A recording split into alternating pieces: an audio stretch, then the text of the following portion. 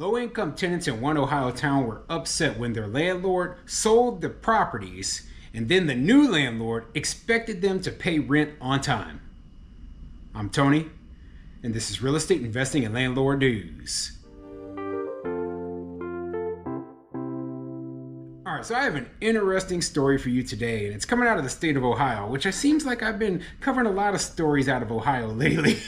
But anyway, it has to do with tenants who are very entitled. They're lower income tenants, so they're a small landlord. Well, I guess small, considering the scale of some people own thousands of properties. Well, their smaller landlord who was local was willing to work with them in terms of, making rent payments and, being very flexible. Now, that landlord sold the properties to a new owner who is expecting them to pay on time every month or face late fees and eviction. And they're not used to that, okay? They're not used to that at all. So this is part of the reason why I always say, hey, we can't coddle these tenants. We have to, be very strict with our rules. We have to follow a certain format because it can come back to bite you on the rear as a landlord, and it can also come back to bite these tenants on the rear when, maybe you have to sell or maybe they have to move on to somewhere else. They won't be able to make those payments. They won't be able to comply with those rules because they don't know how to because you were too easy on them.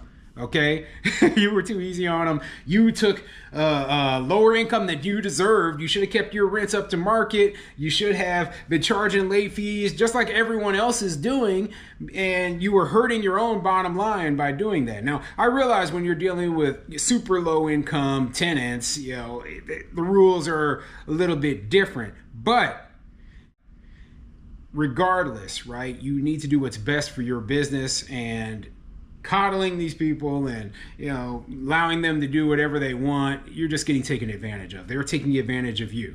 Anyway, before I get into the article, go ahead, hit the like, subscribe button, and leave a comment down below. Let me know what you think. So if you had some tenants who were struggling to come up with the rent, would you let them make the payment late and not charge them a late fee, or maybe split the payment in, instead of charging them monthly, do it bi-weekly? Or do you just have a standard format for, hey, okay, all my tenants pay me at the month? I do allow tenants to split the payments with my property management company, right? But only if they are like prepaying, like paying early, not late. Okay, so if you're saying, okay, I'll pay half of, October's rent is due on October 1st. So I'm going to pay half of October's rent on the, 2 weeks into September, and I'll pay the other half on the 1st of October. I'm perfectly willing to accept your money, no late fees charged. But if you say, I'm going to pay half of October's rent on October 1st and then the other half on October 15th, then no, that's not going to work. That's a late payment, okay? So anyway, let me get into this article and explain what's going on. This article is coming from cantonrep.com, and it says, landlord sells off dozens of Canton properties, causing confusion and panic among tenants. Yeah, and it's a little bit confusing when you're trying to, work with the new payment system with the new landlord, and then you're trying to verify that this person actually did buy the property, they're not a scammer. And, I've gone through it before and had to explain to my new tenants that, hey, I am the new property owner, and, they're very, cautious because obviously this is an easy way to scam somebody out of money, and I don't blame them, so I always bring the paperwork, here's the warranty deed. I do own this property now. Here's my ID. You can see that I am the true owner, and I let them know who, the property manager is going to be, etc. So anyway, let's get into the article and see what it says.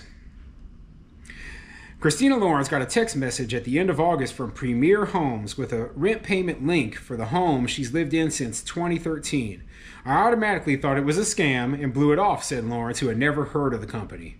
The next day, Premier Homes sent her another text message that said it had bought her 4th Street Northwest home and that future rent payments, starting with the one due on September 1st, should be sent to them. Lawrence called her landlord, Stephen Filiez, in a panic. He denied that his family had sold her house. The Stark County Auditor's Office website listed his father Stephen Filias as the property owner. So this is the first issue, right? So these people know they're selling their property. The landlord knows that they are selling the property, right? And I think that they are trying to wait until the ink is dry before they let any of their tenants know, which, I'm sure I mean, the people buying the property would not have sent notification to the tenant saying, hey, we're buying this property, unless they had already signed the paperwork. I mean, I wouldn't have, honestly, but I don't know why the former landlord was doing this. Be honest. You say, hey, yes, we sold the property. These are the new property owners. That's the easiest way to transition. That way, if the tenant has any questions and is questioning if you are the rightful owner or not, and the person they're supposed to be paying rent to, this whole problem can be avoided. Okay, it'll be avoided because you trust your current landlord. The landlord told you they sold the property to me, for example, right? And now okay, well, this is the person I'm supposed to be paying. So that didn't happen in this situation, which is probably what caused a lot of the issues in the first place. The following day, on August 30th, a letter was posted to Lawrence's door again, informing her that Premier Homes had purchased the house and that her rent was due September 1st.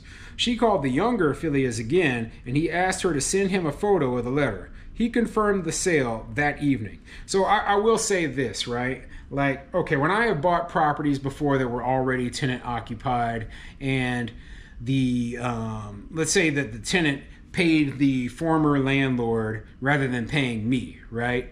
Well, that first month, or while we're going through the transition, I'm very lenient because I realize, a lot of the tenants, they don't have our payment information just yet, right? Or they're still trying to verify the facts, and maybe they weren't notified, or maybe the person they were notified, but they didn't understand, whatever, right? I'm very lenient on that very first month during the transition. Now, I don't know about you, but I would be, okay? I would just say, okay, and, this month might be, we lose some of the tenants' rent for the month while we're going through the transition.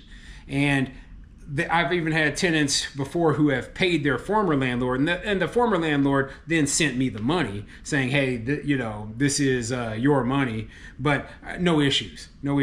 I've also had tenants pay the former landlord, and then the landlord, basically canceling that and then telling them to pay me. I've had a lot of different issues when it comes to the transfer of the property, but in the end, everything worked out. I was able to get ownership of the property. I was able to get the tenants paying me.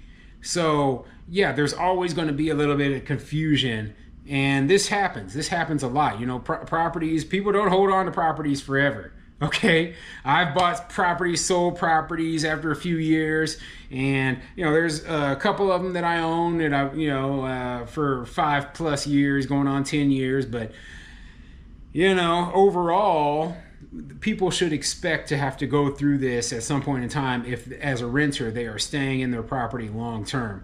And so let me continue with the story. I've lived here since 2013. That's a long time, and I have 3 large dogs, Lawrence said. Who is going to rent to me with 3 dogs? Nobody.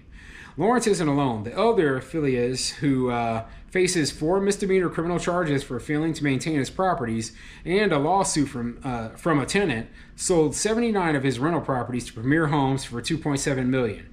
Property records show.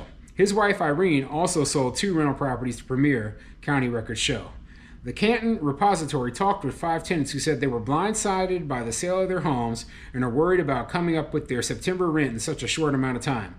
Canton's Fair Housing Office had received calls from at least 10 concerned tenants as of Thursday. So it is very common, okay, very common for landlords not to notify their tenants when the property is being put up for sale. And I don't blame them, okay? I don't blame them one bit, because some tenants, as you know, all landlords should know this, some tenants will decide to stop paying rent, or they might want to mess with the sale itself because they don't want you to sell, because they're worried that maybe the next landlord will raise the rent or not treat them well, or maybe they just don't like you and they want to screw you over.